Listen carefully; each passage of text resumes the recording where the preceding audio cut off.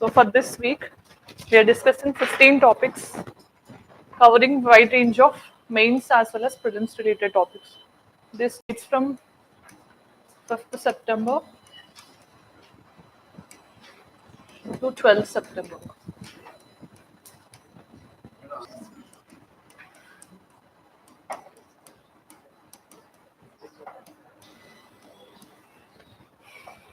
Same GS2, Constitution, GS1, GS3, one from Geography, three from SNT point of view.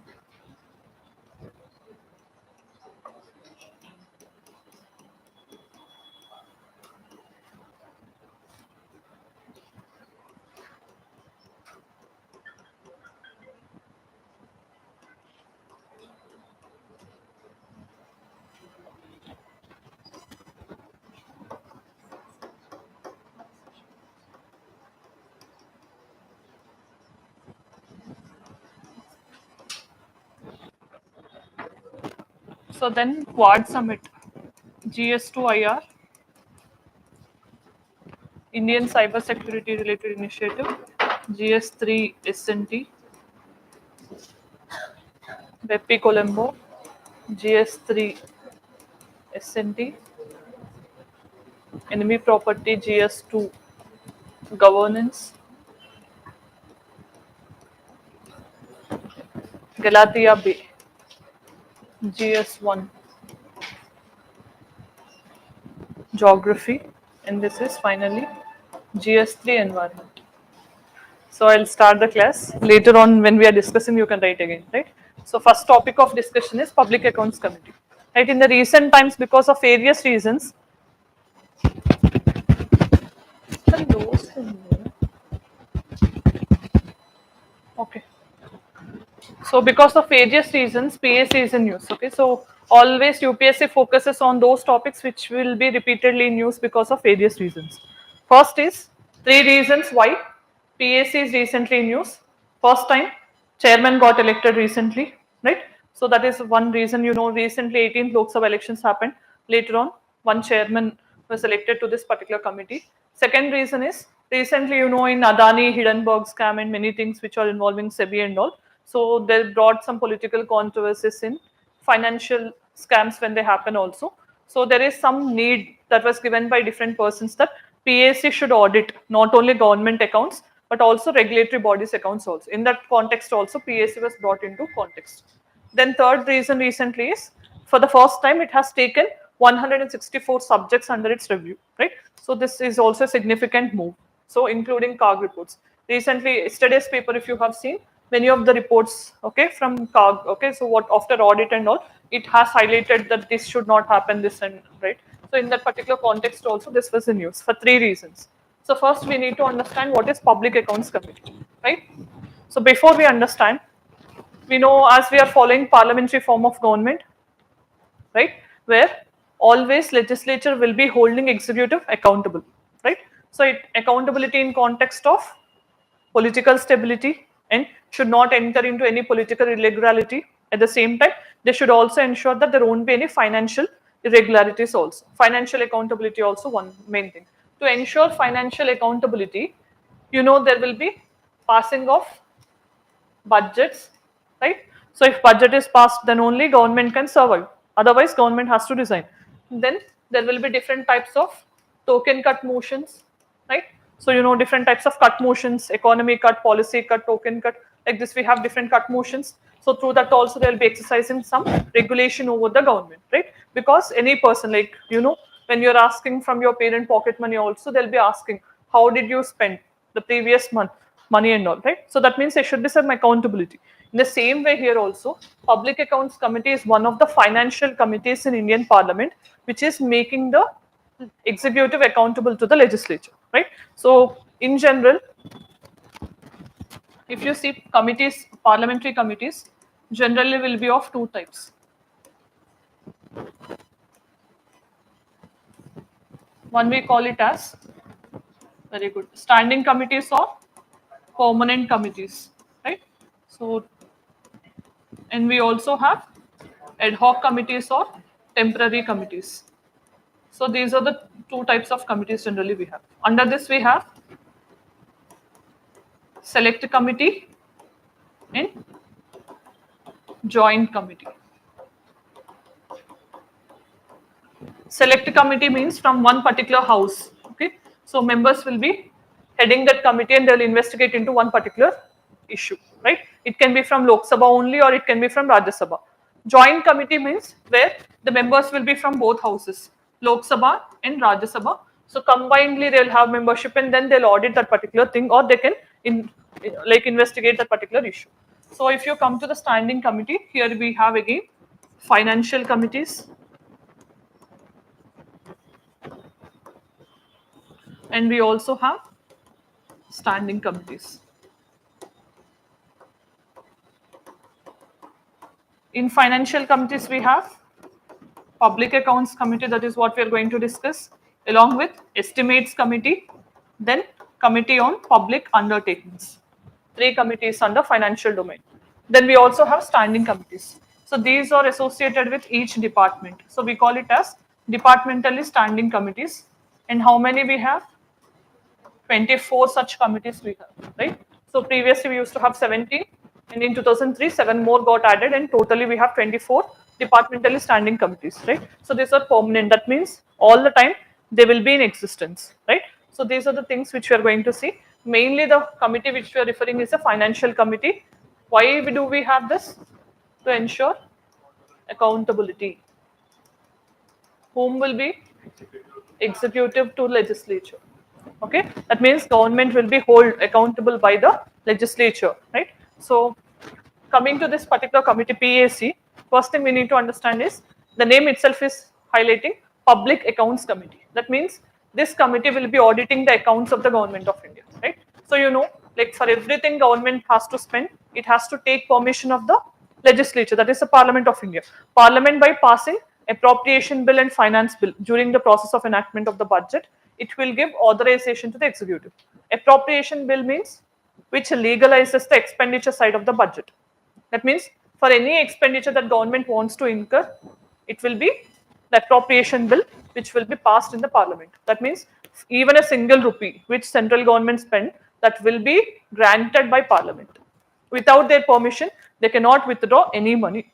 They cannot take in any money or they cannot put any money back into the consolidated fund, right? So that is how it operates. So generally what happens after the budget is passed, right? So government will be using the money granted to it by the parliament and they'll be spending, right? So for example, if I want to launch a particular scheme, okay, so for this scheme, I have asked, being a minister, 500 crores from the government. They have granted 500 crores, right? But instead of that 500 crores, I just managed with 350 crores, okay? And I have shown that I have used the scheme for this particular scheme and all. Then this PAC will be auditing. So they have been given 500 crores. Did they actually use 500 crores? Is it for the purpose which was stated, or did they do any irregularity or anything which is inefficient for the economy and all? So that work will be done by PAC here, right? That means already after granting certain money, whether that money was judiciously used or not.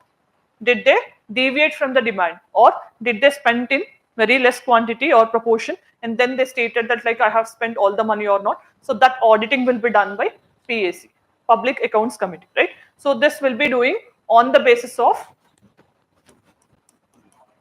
CAG report, okay, Controller and Auditor General of India, Article 148 of Indian Constitution, okay, single member constitutional post. Along with one another body we have is, so this is Article 148.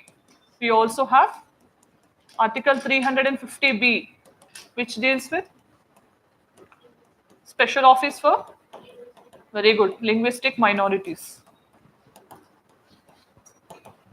So only these are the 2 posts in Government of India or under the Constitution where we have a single member bodies, okay, constitutional bodies.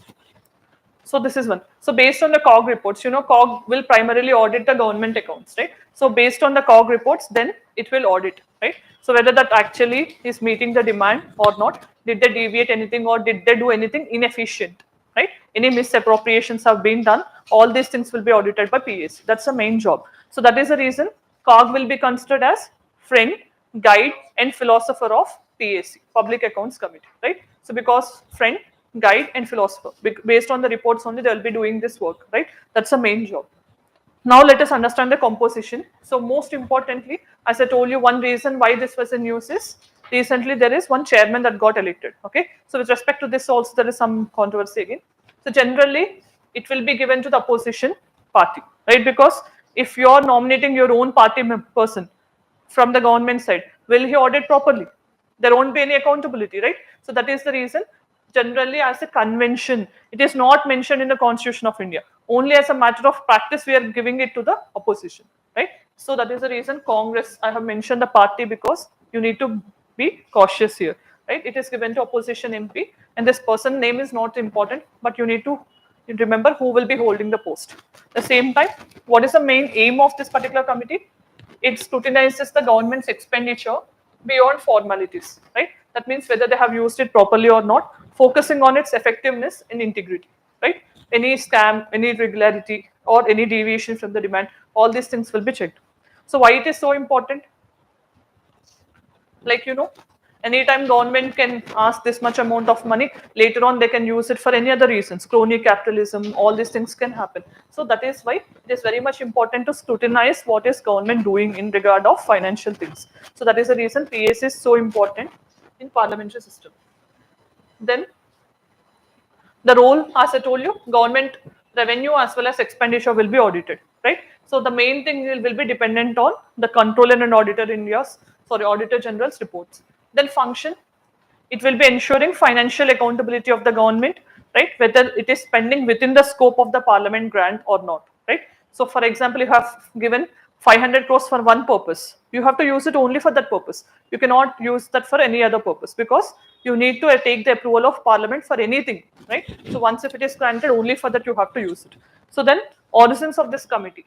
It was actually having its origins in 1921, before which we have Montague-Chelmsford reforms. 1919, right? So based on that, we have this committee, first time before independence only, Montague-Chelmsford reforms or Government of India Act 1919.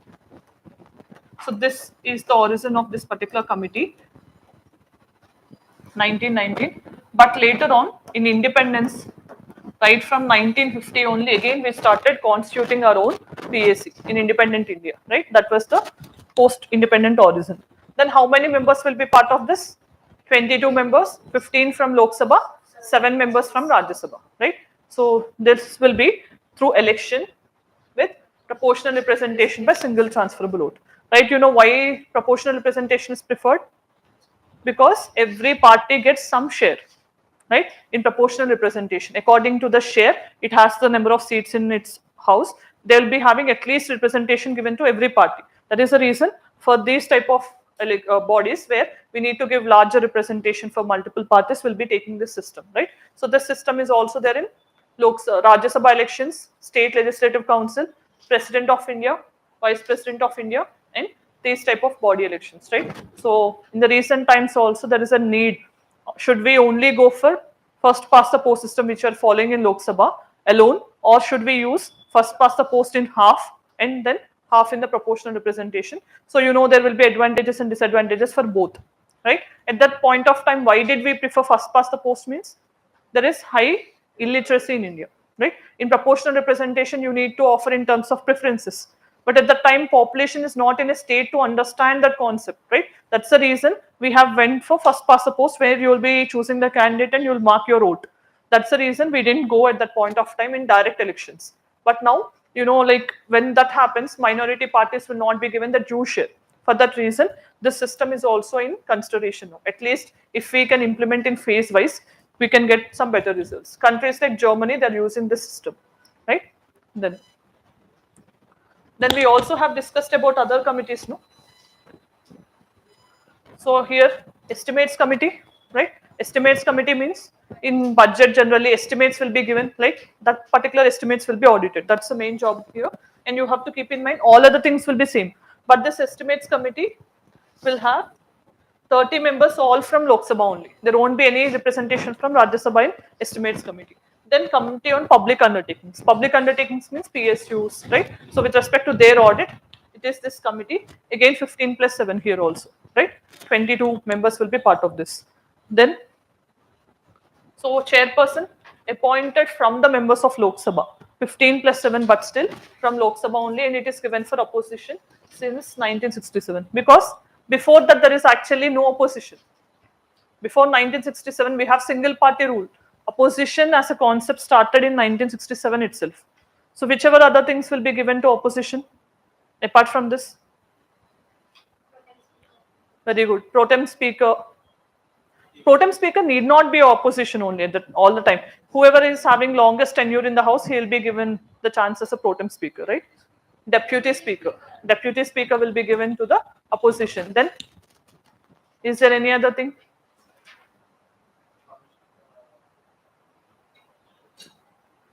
Wherever it requires scrutiny. Collegium. In some appointments, right? So like, Lokpal appointment and all these select committees, selection commission and all, there will be some selection committees in which they will be having representation, right? So that is the first time. And these type of things also you need to remember, because UPSC will twist the years. From 1967 onwards only, the leader of opposition was also given statutory status, before which we didn't have any opposition leader concept also. And leader of opposition will have same rank like a cabinet minister, right? So that you have to keep in mind. That was from 1967 only. Then exclusion, ministers cannot be members, right? If ministers are members, they cannot audit properly. That is the reason. If any minister is member, or if any member later becomes minister also, he has to resign from the particular committee. Then functions is scrutinizing the government accounts and COG reports. At the same time, they also have to check the legality, whether that particular government or department has that particular legal, okay, they have the permission to do that particular thing or not. At the same time, authority in prudence of this particular expenditure. That means within the scope they have spent that money or not will be checked, and how efficient it is also will be checked by the PSC. So these are the main things. Then those accountability and COG reports. At the same time, expenses, if you see, in case if anything is wasteful or loss, if anything makes the government of India to suffer any loss or corruption or inefficiency also, in these regards, it will be scrutinizing whether that expense is leading to any loss or any wasteful expenditure, any corruption happened. Like I told you, 500 crores and 350 if you are spending, 150 if you are using for your own. So those things will be examined, right? Then concerns. Most importantly, after all the expenditure is spent, this is being audited, right? That means post-mortem work we call. After expenditure being spent, if you audit, will you able to collect that money back? That's the main disadvantage of this committee. And it doesn't have any power to intervene into day-to-day affairs of the government of India. Once after annually the budget is spent and everything is done, then COG will be reporting to the parliament. Then based on the COG reports, they will be doing it once for a year. No day-to-day intervention. At the same time, recommendations are only advisory in nature, right? Many bodies we have, but all those recommendations will be only advisory in nature without no mandatoriness or binding. So these are the main things. So then conclusion, what you have to write? These type of questions not only in prelims, in mains also there is a high chance to be asked, right? So then you have to show accountability should be there, and it needs to have more powers, right? So like it should need to scrutinize well, there should be more capacity augmentation for this particular committee and all. And then if you see, for your understanding, a question was asked in 2018. Read that question. Why do you think the committees are considered to be useful for parliamentary work? Discuss in this context the role of estimates committee. Next year it can ask about PAC also, right? So that is how. Okay. So this was asked in 2018. Then mains prelims question. This was also asked in 2018. See, committee, parliament and committees is very important. Answer this question. With reference to Parliament of India, which of the following parliamentary committees scrutinizes and reports the House whether powers to make regulations, rules, sub-rules, bylaws, etc. conferred by the constitution or delegated by the parliament or being properly exercised by the executive or not, or within the scope of such a delegation or not. Among these, go in the reverse way. Check with every option.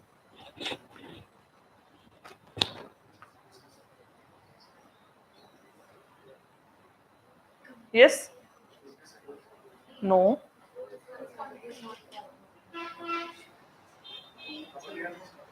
Committee on? Simple, no? Here, if you say rules, legislations means, here is the name anything suggesting the same? If you decode the name, subordinate legislation, subordinate means what? See here, with reference to Parliament of India, Parliamentary Committee scrutinizes and reports the powers in which are given by Constitution or delegated by Parliament. Right? Generally, who have to prepare laws in India? Parliament of India. But who is actually preparing the laws? Executive, right? That means cabinet will be bringing that particular law before the parliament. That is what we call delegated legislation, right? Because parliamentarians doesn't have that much time, expertise, knowledge and everything. So instead, parliament has given that concept of making the laws to the executive. They'll be bringing the laws, delegated legislation. Delegation means what? On behalf of parliament. If some other is making the law, delegated legislation. Who is doing this? Executive. That is the reason subordinate legislation, right? So rules committee will only talk about the rules with respect to the house, right? So whether it is there on government assurances means this particular committee on the floor of the house, if prime minister or minister assure anything like I'll do this and all, those will be given lot of in number, right? But they'll not keep their word, right? So this committee will be checking their assurances, whether those assurances given by the government are fulfilled, which are given on the floor of the house or not outside, only on the floor of the house. Because outside, if there is the assurance monitoring, never they will be fulfilled, right? So then business advisory committee with respect to house business, that means when the house should sit and when it should again adjourn, all these things, what should be discussed, what should be the duration of that session, everything will be decided, right? So this business advisory committee and rules committee, these two, along with general purpose committee, these three will be defaultly headed by Speaker of Lok Sabha, right?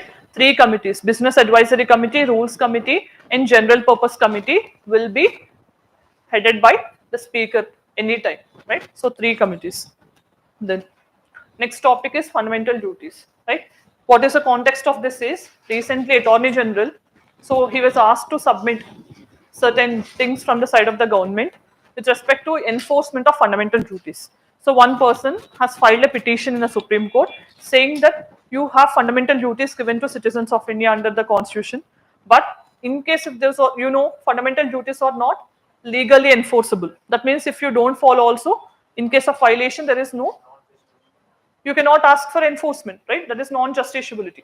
So one person has asked, you try to bring certain laws, right? If there is a law, then what happens if you don't adhere to it? Then there can be some punishment for not adhering to that particular law. But not all fundamental duties have some law associated. Some already have a law. Some doesn't have any law. Like, for example, anything which is done in derogatory to women, right? With respect to that, we don't have any law, right? But if Parliament brings a law, if anything is done which is again in derogatory to the position of women and all, then it is punishable, right? That means at that point of time, intentionally or unintentionally, you will be upholding that spirit through the law and all. But as some fundamental duties are not having any type of law, then they're asking, please bring some laws or make it enforceable. Otherwise, what happens is people are enjoying their rights, but they're not enforcing their duties, right? So why duties are mentioned? Because we need to give it back to the country, right? When you're taking something in the matter of right, you also need to have the duty of giving back to the country. So that is why fundamental duties were incorporated into the Indian Constitution, right? So in the original Constitution, there is no mention about the fundamental duties, right? Why? Because at that time they thought we all will be so patriotic, selfless and all. But later we felt, no, we are so selfish. That is the reason Government of India again, on the recommendations of Swaran Singh Committee, has brought fundamental duties into the Indian Constitution. Originally, there is no fundamental duty. 42nd Amendment has added Part 4A. Any alphabet is through amendment. Okay, so it was not part of original constitution. So this has inserted 51A, one article which has 10 duties, right, in the beginning. But 11th one was added in 2002, 86th constitutional amendment in the year 2002. It has added the last fundamental duty, that is 11th. We have 11 fundamental duties, and none of us we generally adhere to those fundamental duties, right? Only on 15th August and Republic Day will be patriotic, right? So that is the reason here it is asked to enforce through a law. That's the main thing.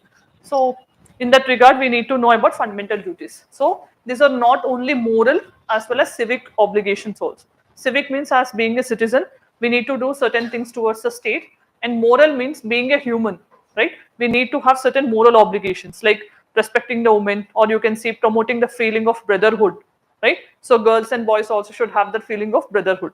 Then promoting the dignity of the individual. At the same time, we also need to conserve the environment, protect the environment, okay? All the living creatures, having compassion towards them. So those are all moral duties, okay? Civic duties means respecting the constitution, respecting the national anthem, right? So all these things, those are civic duties. So it's a culmination of both civic as well as moral obligations, right? Then it is only there for citizens of India. Foreigners are not having any fundamental duties towards Indian or Indian constitution, right? Only citizens. And then Article 51A and Part 4A of Indian constitution deals with fundamental duties. So what is the importance of fundamental duties? They'll uphold the spirit of the constitution, right? So they're highlighting what is the thing we need to do with respect to the constitution in the reverse. Then we also need to focus on development of the country as well as well-being. They also emphasize on the civic responsibility. That means as a citizen, what is our responsibility towards the state? So these are the things. And most importantly, these are not legally enforceable, right? But they can be used by courts in interpreting other laws.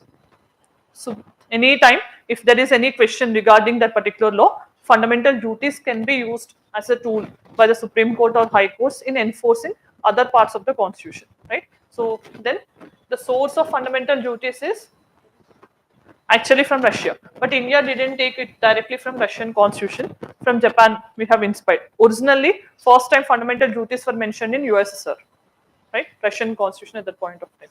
And even human rights, Universal Declaration of Human Rights we have in 1948. In that also Article 29(1) focuses on the importance of having certain duties towards the state.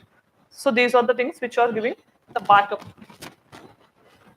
Then evolution, if you see, original constitution, there is no fundamental duty, right? In 42nd Amendment, especially during emergency, you know why that happened. Emergency situations, Indira Gandhi wants everyone, right, to be part of the movement, like against the particular riots and everything. So she wants the citizens to do certain duties towards the state. At that point of time, she, on the recommendations of Swaran Singh Committee, okay, so very important committee, so which suggested that there should be some fundamental duties incorporated, and accordingly Part 4A, 51A and 10 fundamental duties were inserted into the Indian Constitution, right? Only 10 in the beginning. Then 86th Amendment in the year 2002 added one more fundamental duty. What is it? Making education. Okay, that means it is a duty on every parent or guardian to have proper education, to give proper education to the child. 6 to 14 years we have no right to education act. And then as of now 11 we have for Indian citizens. Then regarding fundamental duties, we also need to understand what are the important Supreme Court judgments, right? So in this first case, Chandra Bhavan boarding and lodging versus State of Mysore case. In this case, what Supreme Court said is there should be emphasis on both rights as well as duties. Most of us will only enjoy rights, but we don't have any duties, right? So when we don't have any thing which we are not getting from government, for example, if we want, like, if you're working on, suddenly there is electricity cut or power cut, right? So then generally what happens, we immediately question why this is happening, what government is doing and everything, right? But generally when there is voting and all, do we actually vote? We'll take it as a holiday. That means you are asking something in return, right? But you're not doing your duty. towards the state, right? That's the thing. That means both have to be maintained in equilibrium. That is what highlighted in this particular case. The same time, MC Mehta, who is considered as the father of environmental cases in India, very important person. In any case, okay, in general also you can write relating to environment pollution, just remember MC Mehta case and you can write the same thing. Okay, most of the cases only he fought in environment. MC Mehta versus Kamal Nath. Kamal Nath was the ex-chief minister of Madhya Pradesh. So regarding an environment case, so in that also Supreme Court highlighted protection of environment and having compassion to all the living creatures is also one of the fundamental duty of every citizen. Then this was there in Article 51A small g, right, clause G. That means here you also have the right to protect the environment duty. Then Ranganath Mishra Commission case in 2003. So in this case also Supreme Court said we need to bring certain laws to implement JS Verma committee. So two committees we have mostly on fundamental duties is Swaran Singh committee and second committee is Justice JS Verma committee, right? So they also have recommended some other things which are missed by Swaran Singh. Like for example, even Swaran Singh also have recommended to make right to vote as a fundamental duty, right? But you know, right to vote is not a fundamental duty. He also made right to pay tax also as a fundamental duty, but those were not accepted by government. Okay, so they recommended, but it was not considered by government of India at that point of time, right? So like this, later JS Verma committee also has given certain recommendations that these have to be incorporated into fundamental duties, but those were again not considered. So Supreme Court in this case said, please try to consider those committee recommendations. Then Javed versus State of Haryana case, here also they said same thing. Fundamental rights, directive principles and fundamental duties. Okay, all three are very important to maintain the spirit of constitution or constitutionalism, right? So you know only fundamental rights are enforceable, whereas DPSP and fundamental duties are non-enforceable.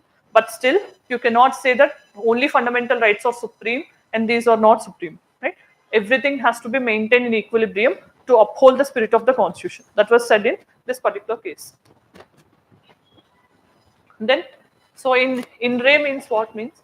Generally, in any case, where the person who is actually filing the petition, if he doesn't want to say what is his identity and all. Generally, if you see MC Mehta versus Union of India, that means the person who filed the case will be at the first, right? But if the person is not willing to declare his name or disclose his name, and if it is against the state, then they'll be using in re. Okay, in re means against the state, but there won't be any person that name will be revealed, right? So Ram Leela Maidan case. So what happened is when there is a protest in Ram Leela Maidan of Delhi, right, with respect to this case was filed by the police and all. So in this case also Supreme Court said maintaining public order and tranquility. Tranquility means peace is also one of the duty. That means you have right to protest, but that protest has to be very peaceful. You cannot cause any trouble to the other persons by protesting. So that protest has to happen only in peaceful mechanism. That was highlighted in this particular case, right? Then effectuation.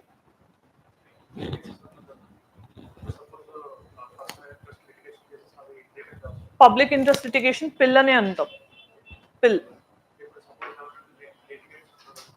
అప్పుడు అది litigant అవ్వదు ఎందుకంటే see public interest litigation is not by one person in the public interest one person is initiating right so it will not be considered as a case filed by a person it will be considered in the public interest, so it will not be like versus. Okay, చేయడం కోసం, and if it is against the state then in re will be used. Okay, the term. And effectuation means so how to put them into effect. Okay, fundamental duties. So awareness and education campaigns. How many of you know that you have fundamental duties before joining the coaching? Until unless you have seen those on the textbook covers, right? On textbook there will be preamble, but you rarely see those things, right? So awareness and education campaigns. So most of us doesn't know that there is fundamental duty and inclusion in the school curriculum also. Like in the school level, we'll be reading the pledge diary, but we don't incorporate the ideals of the particular thing, right? So then government initiatives also have to be taken. That means if one particular fundamental duty, like you know, we need to respect public order. We cannot destroy public property. But you know, when something happens, immediately you will be attacking the buses, all the public property, right? So that's the thing which we should not actually do. In case those things are being done, government should create some initiative, or they have to create some awareness that these things should not happen and it is a fundamental duty. Then judicial intervention or interpretation also has to be done in case of any violation. So these things can implement the fundamental duties in a better way. Then Justice Verma committee, they also said how to realize the fundamental duties, and this was given in 1998. So for that they have said civic consciousness is very important, right? That means people have to become more conscious.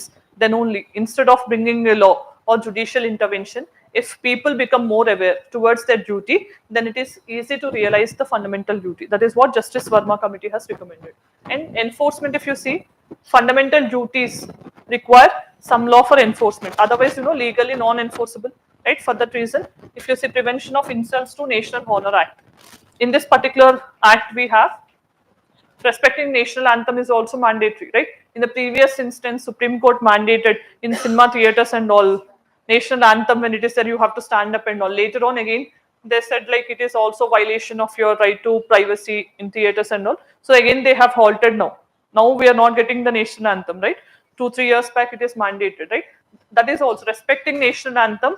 If you're not doing it, then it is a crime under, or punishment will be awarded under this particular act. That means to enforce it, this was brought. అన్నిట్లో రావట్లేదు కదా, mandate కాదు. ఇప్పుడు ఇంతకు ముందు mandate ఖచ్చితంగా వాళ్ళు వేయాలి. ఇప్పుడు ఏంటంటే కొంతమంది కంటిన్యూ చేస్తున్నారు, కొంతమంది చాయిస్. ఇంకా then Protection of Civil Rights Act, this is with respect to abolition of untouchability, right? So you need to treat with compassion, having the feeling of brotherhood and all. So to promote these things, this particular law was enforced. Then Representation of People's Act 1951, right? So to have proper representatives, public order and all these things, this was enforced. And to protect environment, we have Wildlife Protection Act or Environment Protection Act, Forest Conservation Act, anything you can write, right? So whichever the themes you can remember. So and sometimes remember it is easy also. UPS is asking just enumerate the fundamental duties in the Indian Constitution. Enumerate means just 1, 2, 3, 4 you have to put and write. So sometimes they already have asked to enumerate, means you need to write all the 11 duties. But if you don't remember the themes of 11, in which regard we have those fundamental duties, then it is easy to lose a easy question. Okay, that should not actually happen.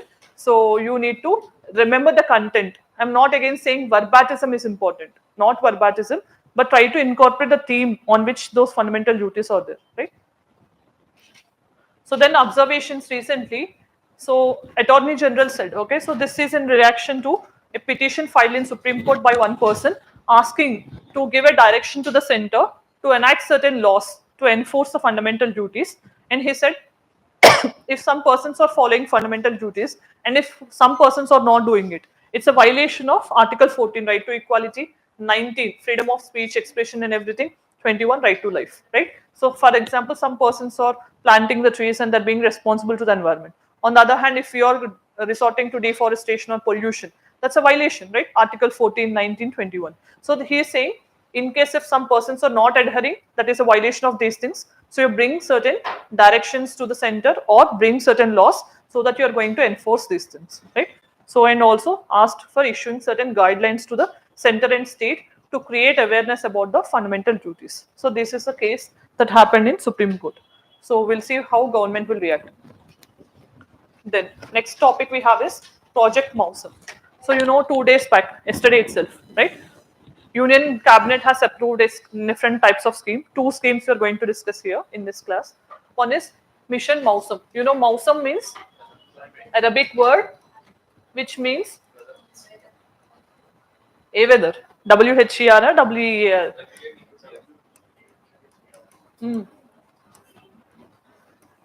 Monsoon also is from Mausam only, no?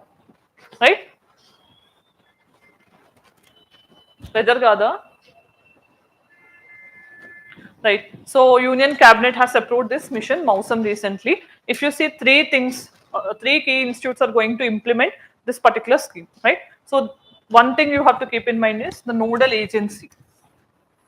Whenever any scheme was initiated or any particular program was announced, you need to remember 3 things. One is beneficiaries, very good, objectives, and nodal ministry or agency implementing it.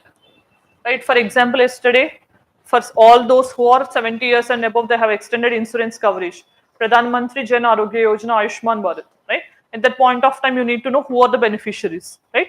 Who are all identified through socio-economic caste census will be part of that particular program, irrespective of their income. 70 years above, they'll be given health insurance coverage of 5 lakh per family per year. Right? So that's the thing. And then who is going to implement this?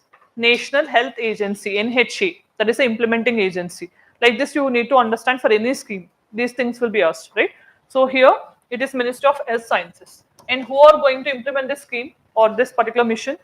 IMD, right? Indian Meteorological Department. It was established in 1875, very old institution under Ministry of Earth Sciences only again. It was headquartered initially in Shimla. Later it was shifted to Pune. Later it shifted to Delhi. Presently it is in Delhi. Okay, IMD. Then Indian Institute of Tropical Meteorology. Okay, meteorology means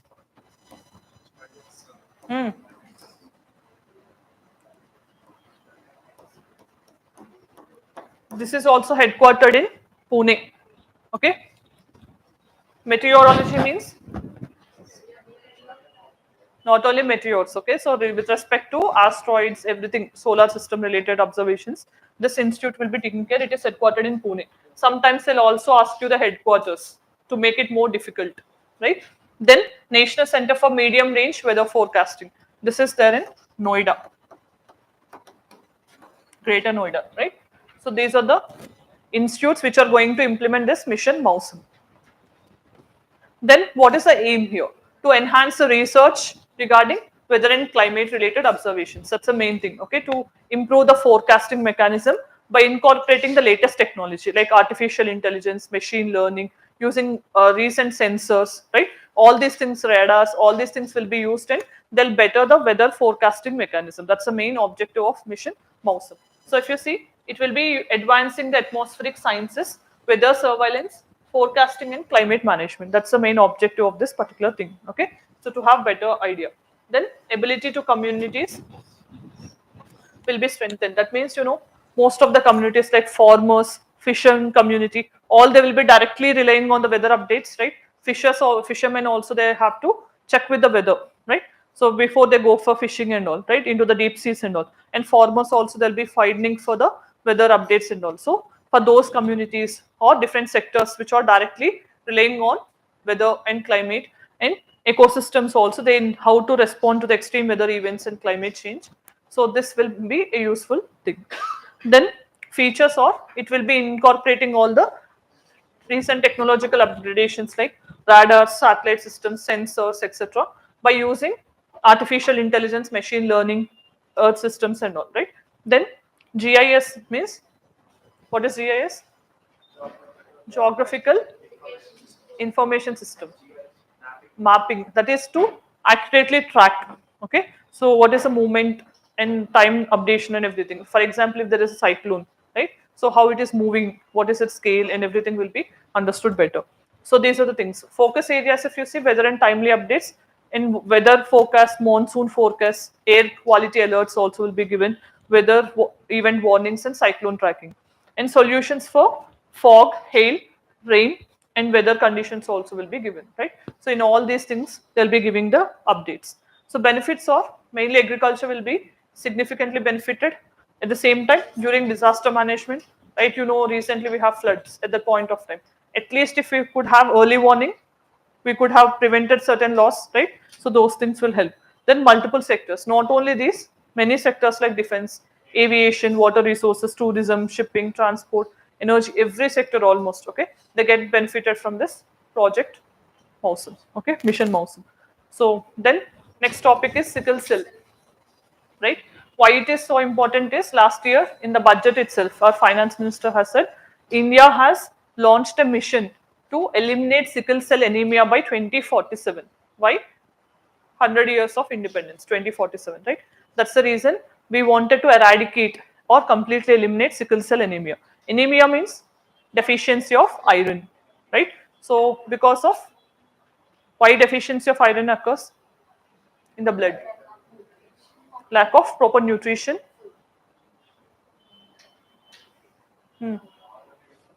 Malnutrition. Then genetic factor, right? Most importantly, it is genetic. Okay, that means if the mother is having this problem, there is a high chance the child also gets it by birth. So that is the reason we are doing gene editing.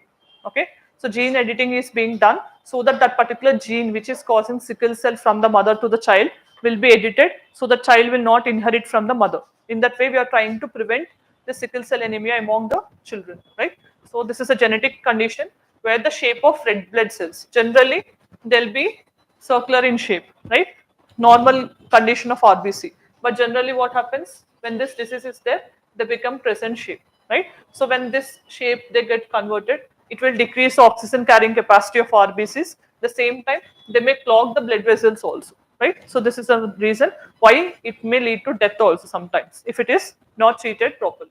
So that's the reason in India almost more than 10 lakh cases are also there regarding sickle cell anemia. India is the second largest country in the world where more number of patients are suffering from this particular disease. For that reason, recently government last year itself it has launched a mission to eliminate it by 2047. So healthy WBCs will be general disc shaped. You can see this is healthy RBC, and you know this is affected sickle shape, right? So RBCs have a main job of carrying oxygen and carbon dioxide from and to the different organs of the body, right? Then so if you see impacts, pain will be there at the same time. Organ also, multiple organ damage if it happens, you know, death will be there, right? Slowly, when the blood supply is getting constrained, you know, organs will get damaged, right? And further, death will be happen. Then if you see impact, India is the world's second largest burden of sickle cell anemia. Mostly they're in tribal hamlets, right? So for those who are in anthropology, they can write this type of things. Okay, in tribal areas especially, this disease is highly prevalent. Odisha, Jharkhand, Madhya Pradesh, and Maharashtra, right? And then only 18% are getting proper treatment and care for this particular thing. What is the reason? Stigma, right? First thing, they don't want to go. You know, tribal people that generally don't prefer hospitals and all. They'll be using their own local medicines or herbs to treat any problem which they generally use. Stigma, mistrust of the public means they don't generally consider English medicine or allopathy as a curable thing and all. At the same time, they generally use of more traditional healers means herbs and plants, right? That's the reason why very low percentage people are getting proper treatment for sickle cell anemia, right? Then so what are the steps taken? 2023 National Mission for Elimination of Sickle Cell Anemia by 2047 was launched. And then we also are using this drug called hydroxyurea, right? This is one of the drug which is able to cure at least a certain percentage of sickle cell anemia. That means it could minimize the damage, right? Rather than if you're not using this, what happens? Person may die. If you're using, at least some prevention can happen. And you also have to understand government has placed this under National Essential Medicine List. What is this?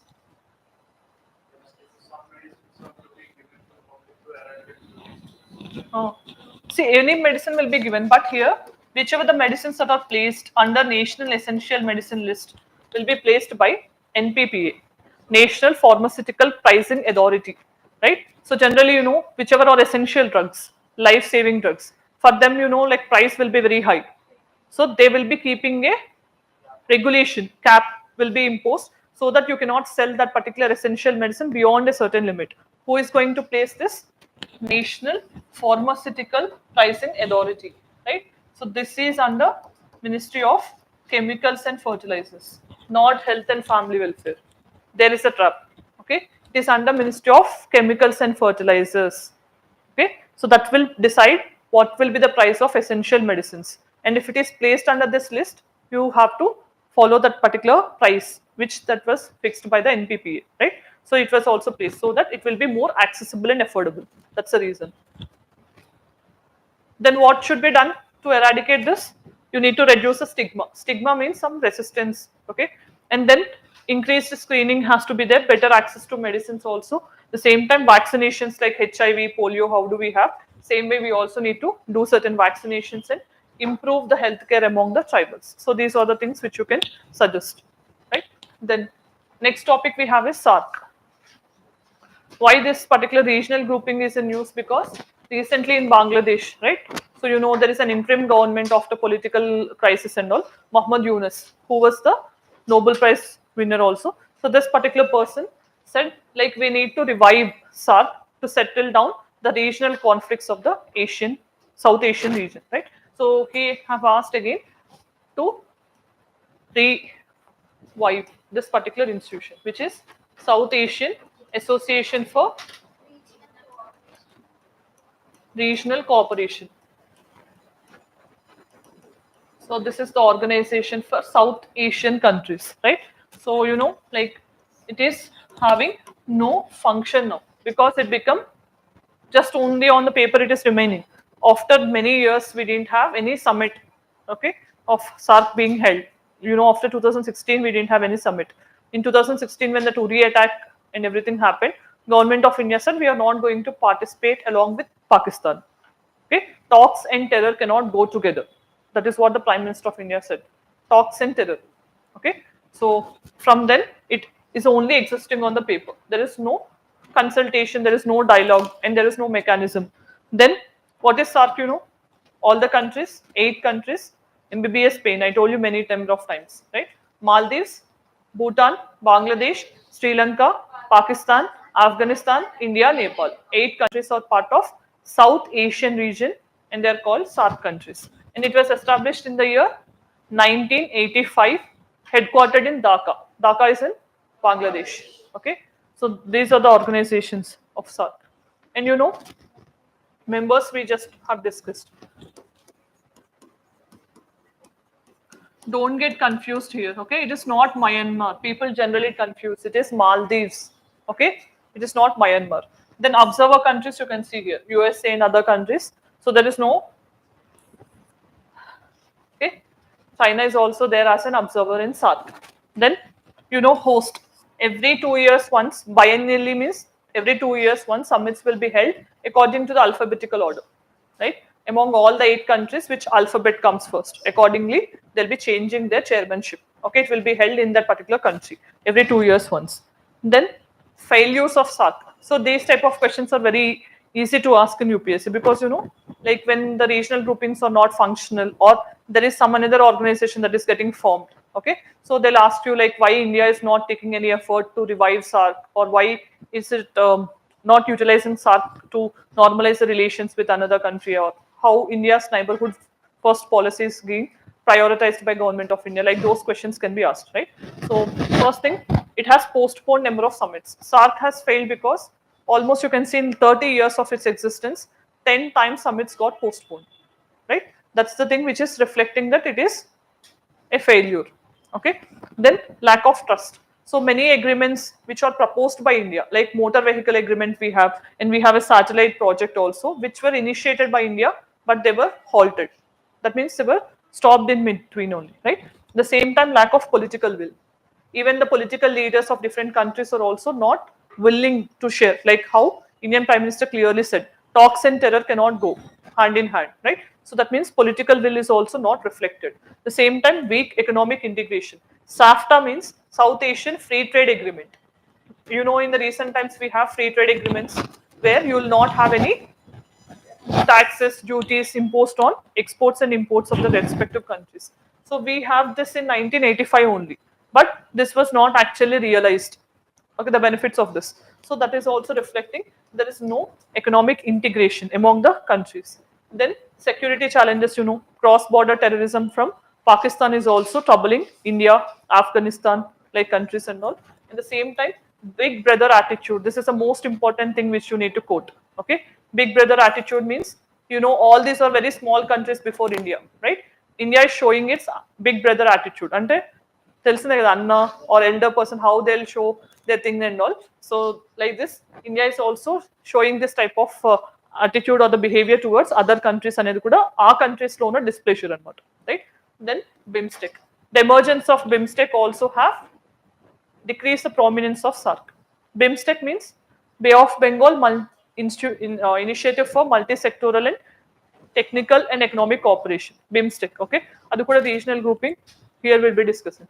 So first thing is, this is For South Asian countries, this is a combination of both South Asia and Southeast Asian countries. Okay, so this was established in 1985. This was established in 1997, right? So this is headquartered in Dhaka, Bangladesh, and this was headquartered in BIMSTEC, where it was headquartered. BIMSTEC headquarters. Many times I only told you in the class.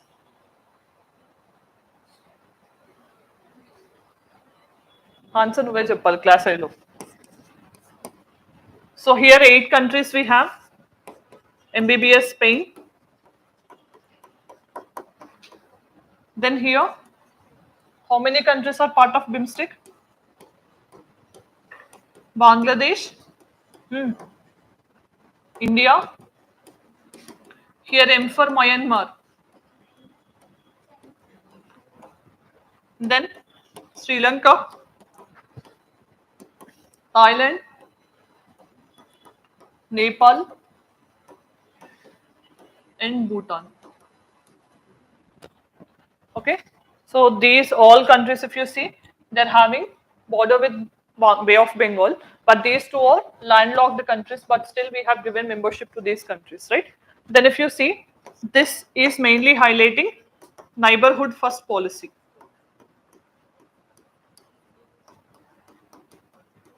All these are immediate neighborhood of India, right? Here if you see, it is highlighting neighborhood first policy, the same time Act East policy also, because you have 2 Southeast Asian countries of Myanmar and Thailand. These 2 are Southeast Asian countries, Asian countries. All other are SAARC countries only, South Asian countries, right? So it's a grouping of both South Asian and Southeast Asian countries, right? So if you see, this is not actually functional, but this has become so much prominent in the recent times. India using this as an alternative platform, okay, what we have lost through SAARC, that we are trying to revive using BIMSTEC, right? So in this way, we have certain differences between these two, right? Then tell me, BIMSTEC, Dhaka, Bangladesh, SAARC, SAARC, Kathmandu, Nepal, BIMSTEC, Dhaka, Bangladesh. Okay. Initially in 1985, SAARC, when it was established in Dhaka. Later on, it was shifted to Kathmandu. BIMSTEC is headquartered in Dhaka, Bangladesh. Okay. Then need to revise SAARC. What is the reason is, we need to address these conflicts in the regional domain, right? Like India, Pakistan don't have good relations. Afghanistan, Pakistan, right? So these countries, even India, Nepal also in the recent times. Okay. So like this, we have certain conflicts. Then global relevance is also important. If you are again relying more on multilateral groupings, that may not be in India's interest. Like all the time, if you are thinking either on the side of US or USSR, it will not help India's interest. But if you're focusing on regional groupings, it will definitely help India. At the same time, boosting intra-regional trade within the South Asian region, SAFTA, these things again have to be revised. And climate change. So you know, all these countries are in the Indian Ocean region. Any change in the climate also impacts equally all these countries. So you need to talk in terms of climate change, how to prevent and how to better protect. Okay, so all these countries, and how it is important for India. Soft power means diplomacy, right? Hard power and soft power, 2 things you need to understand. Neighborhood first policy and also Act East policy, both are very much important for India, right? And then geostrategic counter to China, right? If you are increasing, because already you know China is also increasing its presence in the India's neighborhood by string of pearls theory, right? So if this is the case, it is building certain ports and it is trying to encircle India using string of pearls theory. So if we can revive the SAARC, that can be a counter to China, right? So you know, in Sri Lanka it has taken Hambantota port, right?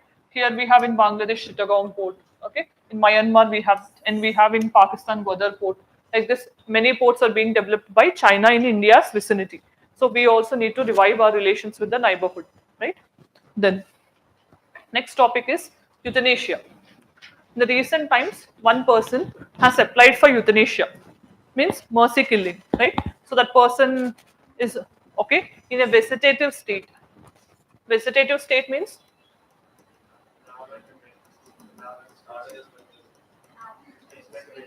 almost in the state of coma and coach. They will not react much to the treatment. Okay, so on life support, you can say. Since 2013, that person was on life support. He's not responding. There is no sign of recovery. So that person has applied for euthanasia.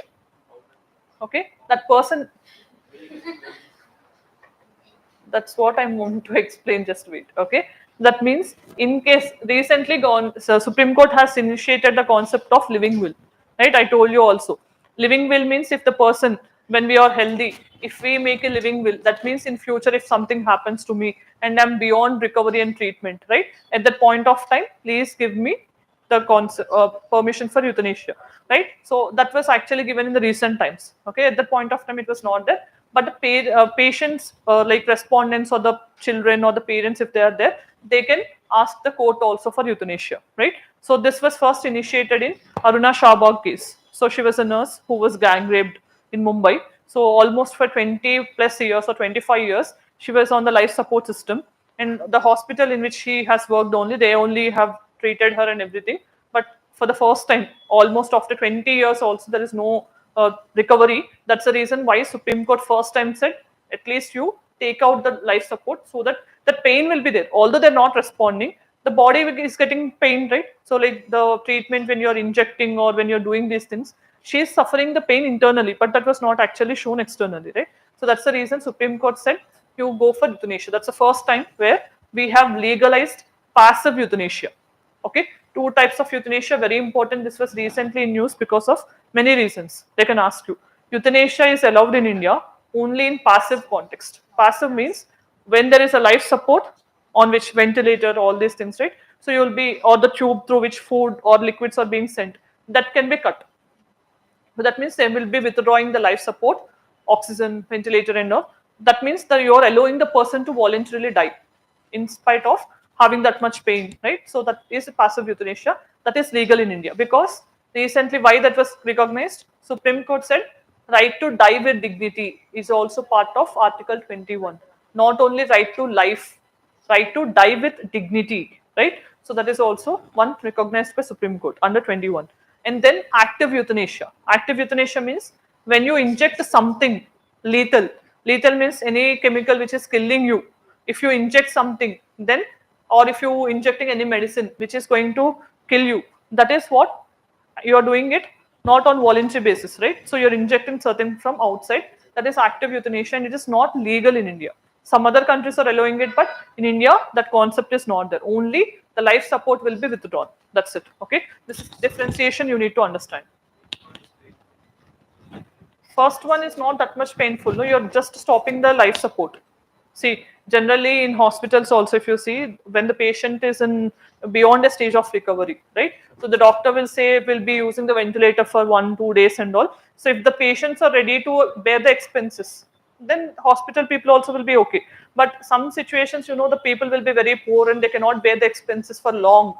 At that point of time, they'll say, like, that person only survives on ventilator.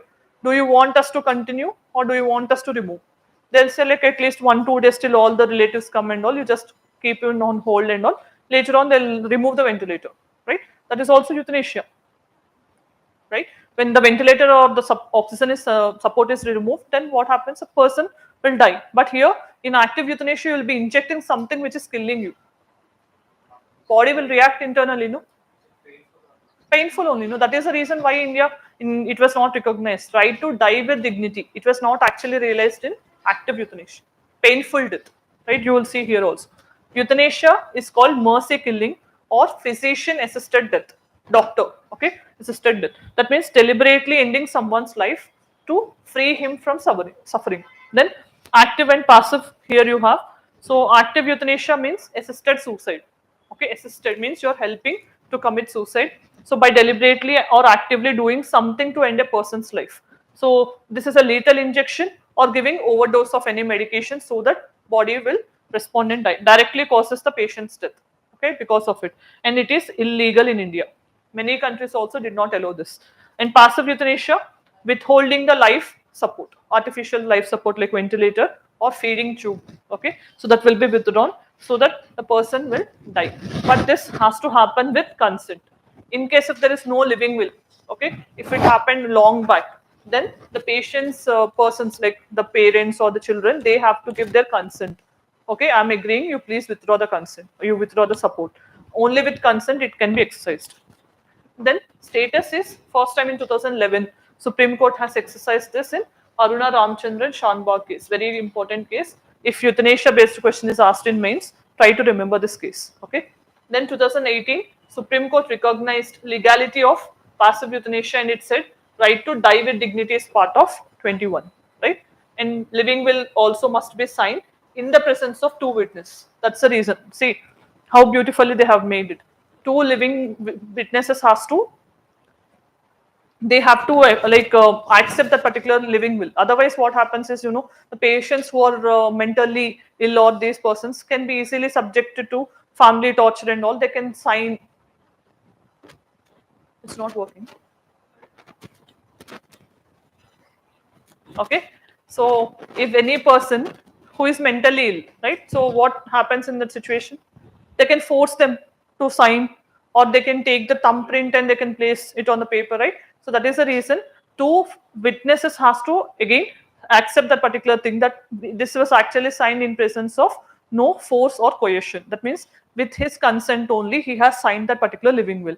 So it has to be notified again by the advocate. Okay, so advocate along with two witnesses has to accept that particular living will. And who is For example, any of a very rich orphan? is very rich and he's been in a vegetative state for more than 7 or 8 years. అలాంటప్పుడు అతను euthanasia అనేది Legal guardian. In case and అతను bill కూడా sign చేయలేదు అప్పుడు ఏమవుతుంది? Legal guardian ఎవరో ఒకళ్ళు ఉంటారు కదా, like if that person is not there, then doctors can decide based on the court permission. If any person who is not having any attachment or no person is there to support him or in any situation, then they have to apply for court permission. Okay, if court agrees based on the treatment and what is his state and all, then court will decide and it will say. Time and the courts lo telusinde kada, it will take.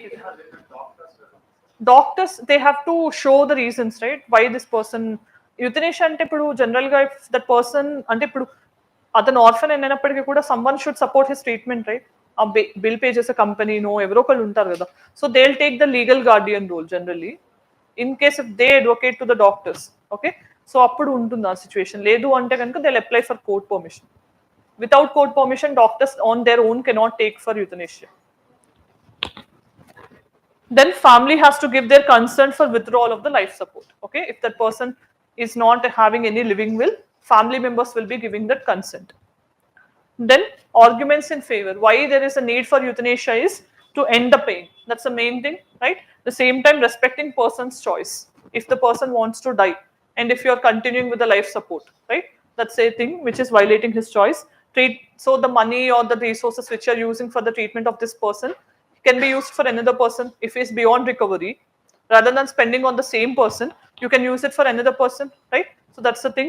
At the same time, dignified death is also part of 21, along with addressing mental agony. Mental agony means, you know, suffering, pain, all these things have to be tackled. But to decrease the population, you cannot advocate such extreme things. Okay, so then like crime also will be decreasing the population. You cannot advocate those things. Never. Okay, don't do. What are the challenges?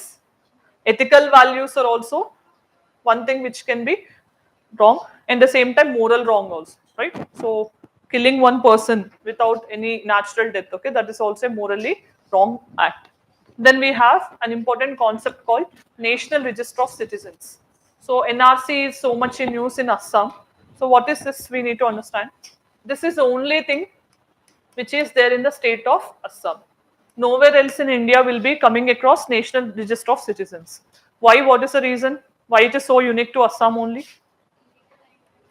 Because, you know, from us, Bangladesh like countries, after the Bangladesh liberation, so many migrants illegally have entered into Assam and they have started settling there. So this issue of citizenship, whether these illegal migrants are having Indian citizenship or not. So If they are getting Indian citizenship like you and me, they also get the benefits from the government of India already, right? That means it becomes a competition with the natives, right? That is the reason there is a demand after Assam Accord was signed in 1985. So this was signed during Rajiv Gandhi's government. So Rajiv Gandhi's government at that point of time, that means central government, state government of Assam, and there is Bodo, okay, council, one representative of the local area from Assam. So they have signed this accord. Accord means agreement, saying that the persons who generally enter Assam below or before 24th March 1971 only will be given Indian citizenship. Okay, the persons who enter after that date will be considered as illegal migrant and they have to be deported back. Okay, they will not be given citizenship. They don't have any rights to get any welfare measures. That's the thing. Why 24th March? It is the date of Bangladesh liberation, right? So west బెంగాల్కి వెళ్తున్నా west బెంగాల్లో కాదు ఎక్కువ అస్సాంకి వెళ్ళారు ఆ టైంలో okay ఎందుకంటే వెస్ట్ బెంగాల్లో ఈ హిందూ ముస్లిం అనేది ఎక్కువ ఉంటుంది and that particular issue is already there so అస్సాంలో ఏంటంటే ట్రైబల్ పీపుల్ ఉంటారు that's easy for them to settle and all already that exploitation communal things happened in the past, no, that's the reason why they didn't prefer West Bengal. That's the thing, but in very less proportion they went to West Bengal. Assam has faced large influx of migrants during this Bangladesh liberation. Now they're going for West Bengal. That's the thing. Why? Because NRC, after implementation of NRC, strict measures were enforced around Assam. So there is a proper check and all. And you know, in the recent times, when these people from Bangladesh tried to enter West Bengal, also BSF has returned them back, right? So they're not allowing them anymore. So, but here, National Register of Citizens is an exercise by central government to identify citizenship, right? So whether these people who are illegally settled in Assam, whether they actually hold citizenship or not. That means they have to show certain documents in case if they actually hold. That means recently Assam Chief Minister said only for those who are listed under NRC. That means NRC name itself, National Register of Citizens, who are already recognized as citizens only will be given Aadhaar. That's a statement which he made. That means if any person name is not listed in NRC, right, then he will not be given Aadhaar. If Aadhaar is not there, no beneficiaries, no beneficial schemes, right? Welfare measures will not be implemented, DBT or any other thing. So that's the thing why it was in news. So here it contains the names of genuine Indian citizens, right? So most importantly, and we also have NPR, National Population Register also. Do keep in mind, NPR means only residents of India. He can be a foreigner also. Who are residing in India will be listed under NPR. NRC means only citizens of India, right? So we have this nationwide, but this is only in Assam. Okay, so when we wanted to know what is the state of population and all, at that time we can go for NPR, National Population Register. It will have foreigner data also who are residing in India at that moment. NRC is only citizen based exercise, right? So but there are demands that we need to conduct same exercise across the country also, because in many other parts, as one of your classmates said, it has to be identified in all the states also, not only in Assam, right? In Hyderabad also we have Rohingyas who came from Myanmar. So if you generally see near the Chadargat and all those areas, the people who will be selling the sweaters, all these things, mostly they are from Rohingya community, okay, Islamic community. Here also, right?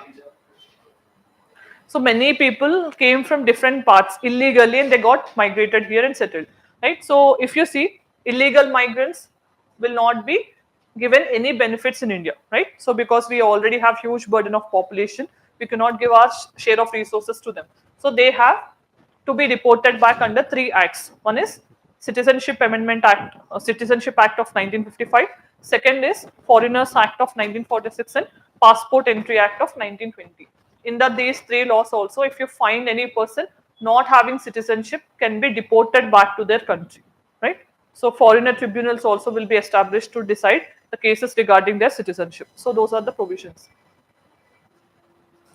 Then only once so far, NRC was conducted in India after independence in 1951, and this exercise only is unique to Assam.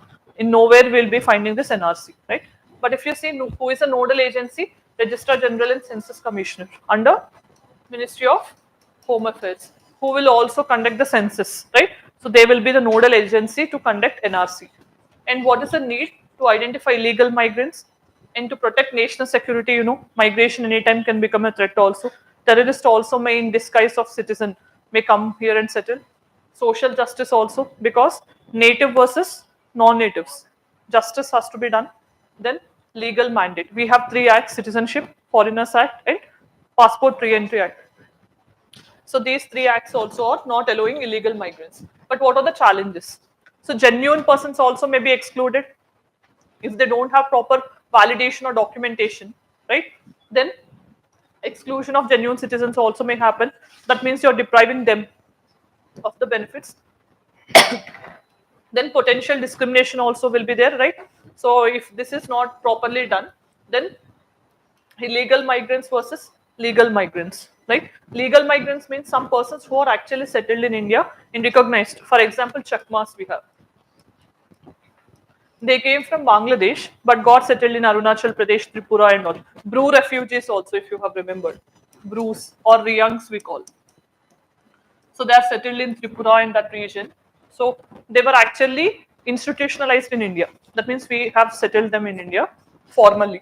And it will take lot of time and cost to conduct exercise, manpower and all. Lack of proper documentation also can be one reason. If they have lost home due to floods or any reason, and if they lost documents, then how to prove citizenship? That can also become a challenge. And no clarity over the fate of excluded people. Almost more than 10 lakh people in the previous data got excluded of their names. They are saying we are actual citizens only. But how to prove is the difficulty thing. Okay. So that's the main thing. Then what is the way forward? You need to address, okay, what in case if the exclusion is done, how can they prove again the citizenship? Are you going to give any chance more, or those things have to be taken care? And prioritizing human rights, right? That is the reason. If you have remembered, India didn't sign UN Convention on Refugees also. This is a convention which we have signed in 1967. India has never signed this treaty or convention. Why? Because, if you sign that, okay, any person who is coming cannot be deported back. And after large scale migration happened due to partition and all, India already had that overburden. So India did not sign this. If you sign, there is a principle of non-refoulement. Very important principle in the context of migration. Non-refoulement means any person who is migrating to another country cannot be sent back if there is a threat to his life in his own country. Okay, that means Rohingyas we have. If they are coming from Myanmar to India, and if you are again sending back because he's an illegal migrant, but if you're sending back, there can be ethnic cleansing and genocide, and that person may be losing his life, right? In that situation, if you are signing this convention, you are also adhering to the non-refoulement principle. At that time, you cannot send him back to his own country if there is a threat to his life and security. So that is the reason why India did not sign this. Okay. And then judicial oversight. Many tribunals were established, but deciding of the cases is also very low at that particular instance. So we need to increase that also. Then coming to prelims related facts. Parliamentary Committee on Official Languages. Okay, hardly 5 minutes I'll take.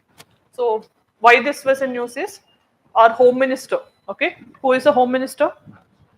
Amit Shah, right? So he recently got elected to this particular committee as a chairman, right? Generally, you have to keep in mind, Home Ministry will be dealing with different things like law and order, internal security and all. The same time, with respect to official language, citizenship, disaster management, census, all these things also will be brought under Home Ministry only. Generally, these are under the purview of Home Ministry. That is the reason, as official language is also under Home Ministry purview, he became the chairman of this particular committee. A very important committee. Why? Because, official language. Do we have any official language as of now? Yes or no?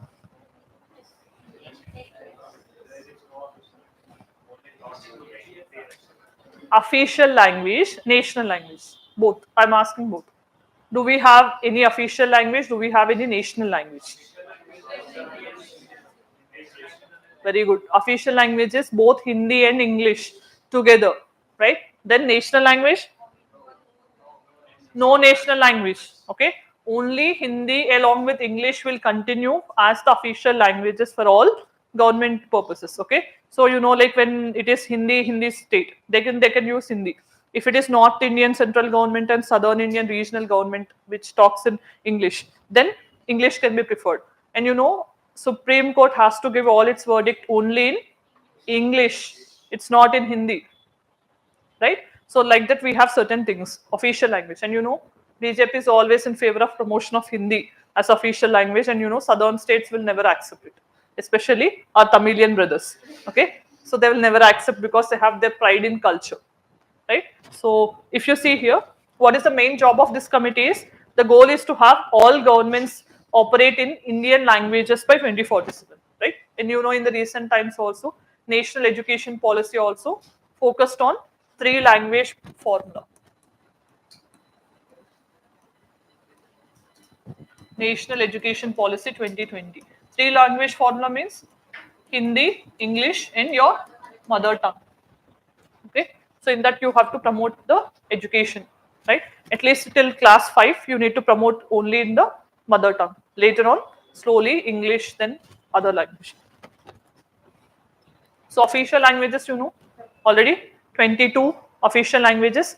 In the beginning, we had only 14.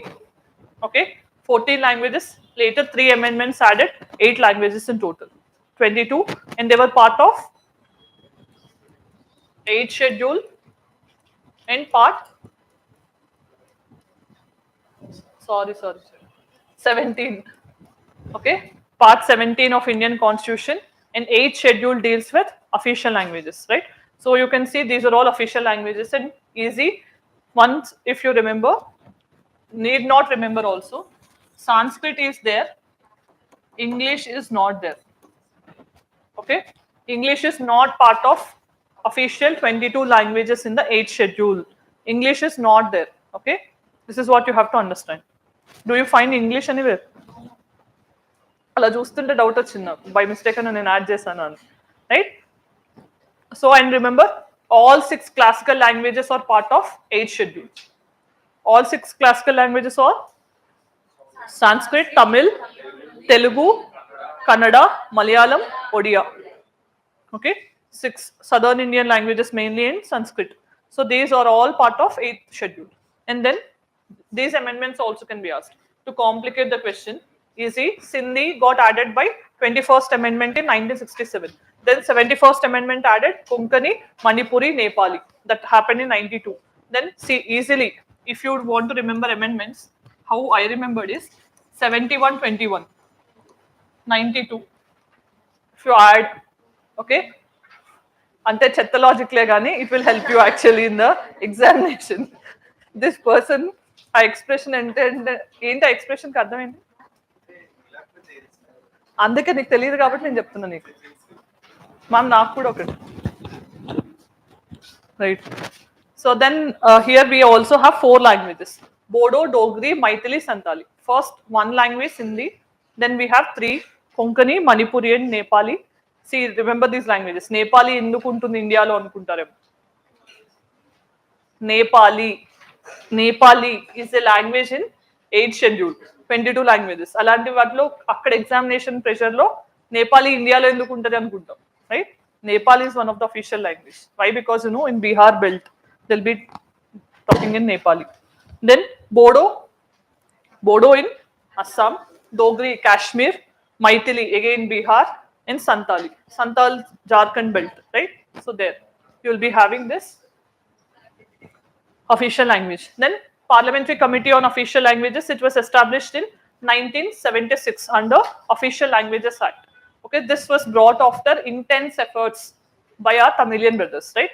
So in 1960s there is official language hesitation that happened when they wanted to impose Hindi. Okay, there is large scale protests, and they have brought this particular act, Official Languages Act 1963, which has given the 3-language formula. So they also said along with 3-language formula, Hindi along with English, okay, both will be continuing as official languages for 15 years, they said. And initially, later on, it was said that like until unless all the non-Hindi speaking states agree that Hindi will become the official language, till then English also will continue along with Hindi. That means till we people agree, Hindi will not only become the official language. It will be along with English. Then membership of this committee is also 30 members, 10 from Rajya Sabha and 20 from Lok Sabha. Again, proportional representation by single transferable vote. All the parliamentary committees, easily you can remember. And then functions, how to advance the development of Hindi. There is an article 341, I guess. I didn't remember exactly, but 343, right? Very good. And recommendations will be made to the President of India, how to progress the language of Hindi and its development. Then next scheme we have is PM E-Drive. Okay, so this was also one of the recent initiative by Union Cabinet. Okay, E means electric, right? So drive means again mobility, transportation. So to promote electric vehicles and all, this initiative was announced. Most importantly, this scheme has replaced FAME scheme, faster adoption and manufacturing of electric vehicles. Previously, we had this scheme. So now this scheme got replaced by a new scheme named as PM E-Drive. Okay, that's the name they have changed. So this is mainly to bring adoption of electric vehicles, to promote more electric vehicles among the people in two-wheelers, three-wheelers and four-wheelers also. Especially this scheme was launched. PM Electric Drive Revolution in Innovative Vehicle Enhancement. That is the name of the entire initiative. And you can see mainly to promote EV adoption, electric vehicles, right? And it is replacing FAME India scheme. Okay, faster adoption of manufacturing of electric vehicles. Then it is prioritizing public transportation first. Already we are seeing e-bus, electric buses and all. So first they are trying to show that in public transportation so that it will encourage the private also in buying electric vehicles. Most importantly, this also can be a trap. It is Ministry of Heavy Industries, not Ministry of Roads or not Ministry of Environment. There you can get trapped. Okay, this Ministry of Heavy Industries, which is implementing FAME previously, now this PM E-Drive, just naming changed.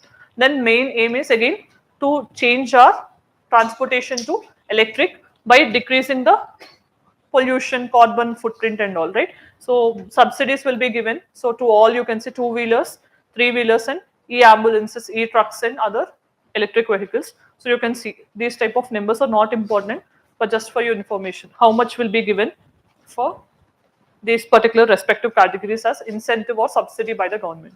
So what is the impact of the scheme? Reduces air pollution and it will also decrease fuel. Petrol, diesel will not be used, right? Electric. So it creates an employment also, right? In manufacturing and charging infrastructure installation and all. So that's a mechanism to boost. Then we have Quad, an IR related topic, Why? Because why this was in news? Actually for 2025 Quad Summit, India has to host.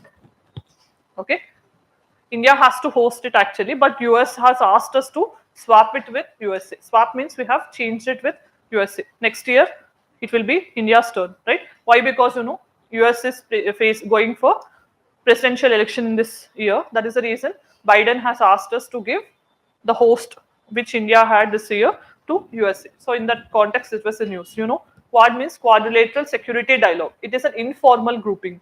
It's not a formal grouping. Security dialogue between four countries: India, Australia, Japan, and USA. Right? So 4 countries. Right? That's the reason 2025 we have to host it, but we have given it for USA. Right? Then what is a Quad? This country grouping. It was actually established in 2007, but it got realized in 2017. Shinzo Abe, who was a Japanese Prime Minister, he gave this idea of Quad. He was in no more, and Quad focuses on these aspects. First thing, it was said like Quad is a counter to China because China is becoming more aggressive in Indo-Pacific region and all. But mainly, Indian countries and other countries part of Quad, they said free, open, inclusive Indo-Pacific is our objective. Very important when you're writing this, right? Free, open, and inclusive Indo-Pacific. They said this is the objective of Quad. They directly didn't mention that we wanted to counter China. We said always we need to have free, open, inclusive Indo-Pacific, right? Indo-Pacific is this region where we have seen, right? So Indian region and Pacific Ocean. Combinedly, we call it as Indo-Pacific, right? Then what is the importance of this swap? Okay, means just trying to better the relations between alliance countries, diplomatic flexibility. Okay, this time and the next time also in political transitions. Like Biden is going to step down. He's no more a presidential candidate, right, for the upcoming elections. So that also is one factor.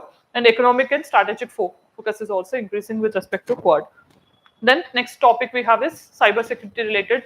Okay, recently this particular I4C, Indian Cybercrime Coordination Center, has marked its first foundation day. Okay, so in that particular context, Home Minister again. Okay, so he on that particular occasion have launched new initiatives also, which are trying to aim cybersecurity related measures and all. So you need to understand I4C. This is under Ministry of Home Affairs. Very important again, because generally we get it confused with MEITY. Okay, Ministry of Electronics and Information Technology, but it's not MEITY, it's MHA, Ministry of Home Affairs. Okay, so generally they'll change these type of things. Okay, then it will deal with cybercrime in the country, and it is headquartered in New Delhi. So main objective is to fight against cybercrimes. It will be like a coordination center. The name itself, Cybercrime Coordination Center. That means like different agencies will be involved. Cybercrime. So intelligent agencies will be there, telecom agencies will be there, security agencies will be there. So all these will be coordinated through this center, right? Then to prevent cyberspace and to keep it peaceful. Okay, so using latest technologies and all, and new initiatives launched on Cyber Fraud Mitigation Center. This was launched as part of I4C only, especially to deal with online financial crimes. Okay, in the recent times, okay, recently in our institute also it happened. One person has shown a fake transaction that we have transferred certain amount, and he's asking for refund. But when it was found, because he didn't even ask any detail regarding admission, and he said like I'll pay 5,000, and he said like in return by mistake I have done 25,000, so you keep 5,000 and you return 20,000. See how he's asking. But these people got doubt. Before asking anything, only he has transferred that amount.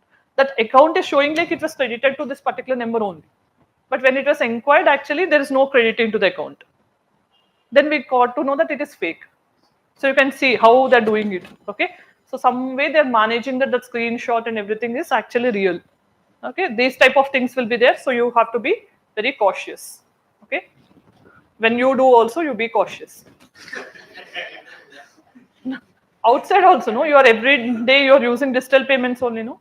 Once check it. Then I4C.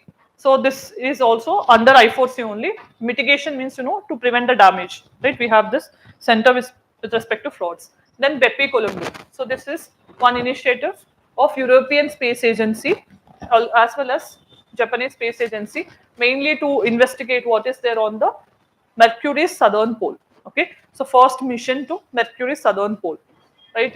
Mercury is the first planet and southern pole.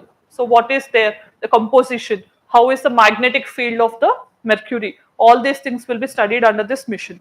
Okay, beyond this, they don't ask you anything. They'll ask you, BEPI Colombo, is it between these countries or not? Or they'll ask you, what is the objective of the particular mission? Okay, when it is not Indian mission, they don't go beyond this. Which particular agency and what is its objective, right? Mercury's southern pole as well as its magnetic field.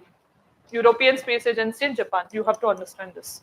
So with respect to its surface composition and magnetic field, right?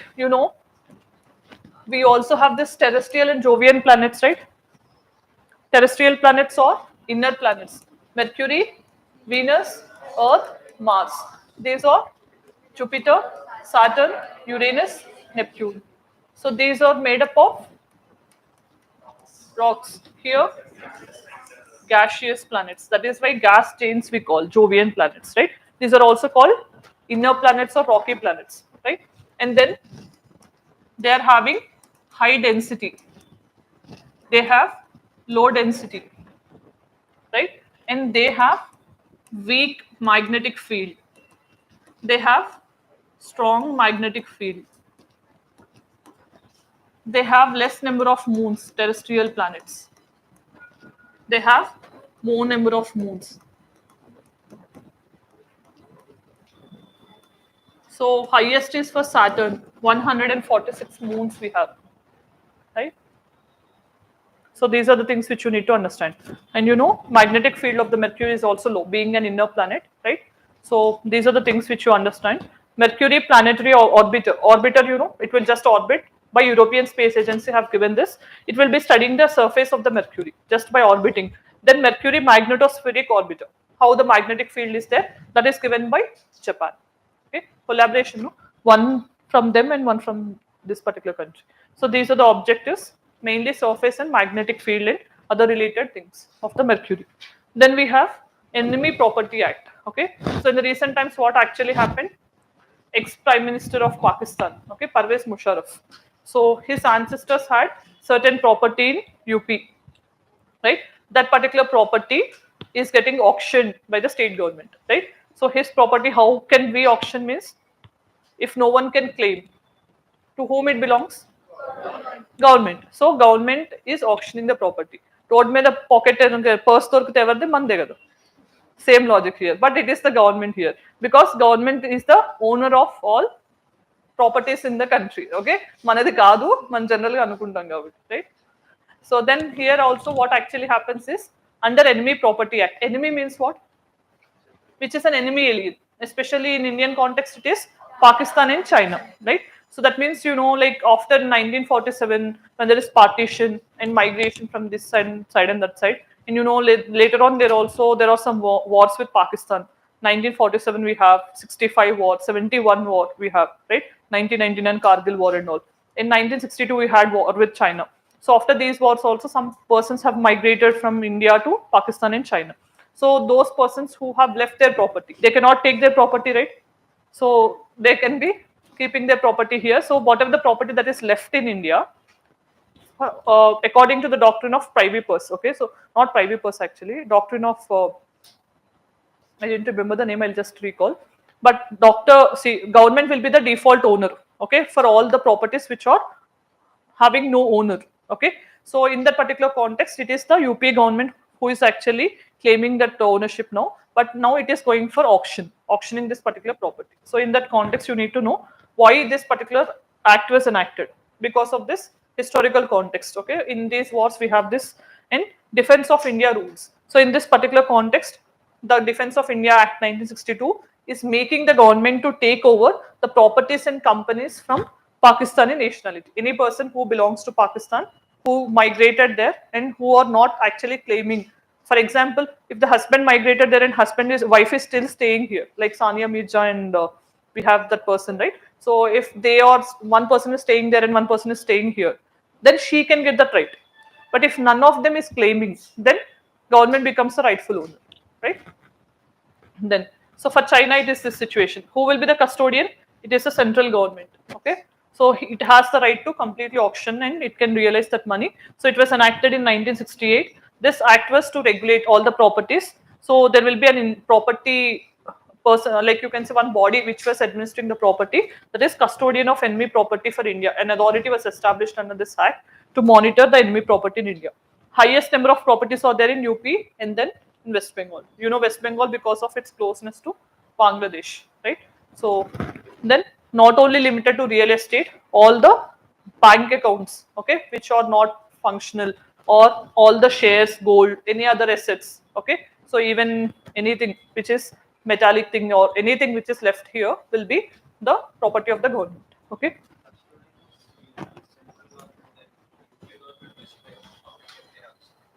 What? Custodian is central. Hmm. Then now UP government West Bengal also.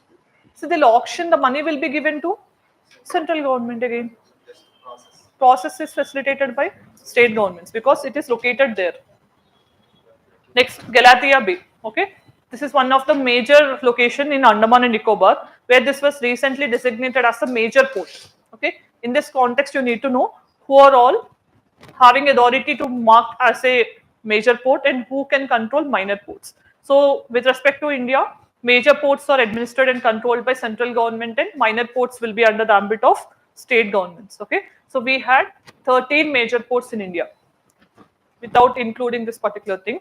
13, right? So you need to understand authority is a central government. To mark any port as a major port, it is central government, and this is a transshipment port. Transshipment means at this particular location of Galathea Bay, you can change the shipment or you can change the load of the particular thing. Okay, so that means when you're changing, for example, this is Andaman Nicobar, no? If that is coming from West Asia, right? So they can take to this location and they can change the shipment or the container, and they can, if they wanted to sell it to Japan or any other thing, they can do that particular thing in this location, transshipment. Okay, that flexibility will be there in this particular port. Then this particular project, okay, it is under PPP model, public private partnership, right? And then the location is important. So this is in Great Nicobar Island, right? And you have to understand, very important, Galathea National Park is also there. Okay, Campbell Bay National Park also we have. This is this particular thing, and this is the location of the port. Okay, international airport also, and we have 13 major ports. Kandla Port in Gujarat, then Mumbai Jawaharlal Nehru Port Trust we have, Mormugava Port in Goa, Mangalore in Karnataka, Kochi in Kerala, Tuticorin we have in Tamil Nadu, Chennai we have, Ennore we have, 3 in Tamil Nadu.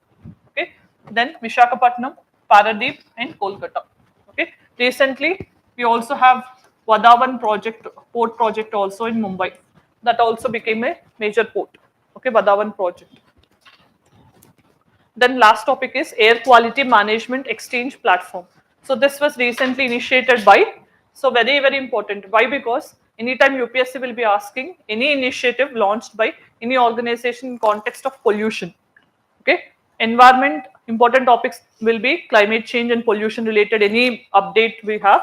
We also have any international organization coming to picture, any international like agreement being signed in the recent times that can be asked, species based questions, biodiversity related. So these topics will be most favorite zones of UPSC, right? Pollution related, any update that will be important. So here this was established by Climate and Clean Air Coalition. Okay, so this is a network of government, non-governmental organizations and private organizations also, established with the help of UNEP. Very important. On this, they have asked already a question on prelims. Okay, so this is very important. It gives us data related to air quality management guidelines. Okay, so with respect to air quality, this is going to help. And if you see here, it was established in 2012 under UNEP. Okay, that's the highest decision making body in UN with respect to environment. So this UNEP was established in 1972 on the lines of Stockholm Conference. So this is the environment's first conference that happened, Stockholm Conference in 1972, where we established UNEP, and we also marked June 5th as the Environment Day. Okay, so from then only we started celebrating as 5th June as the Environment Day.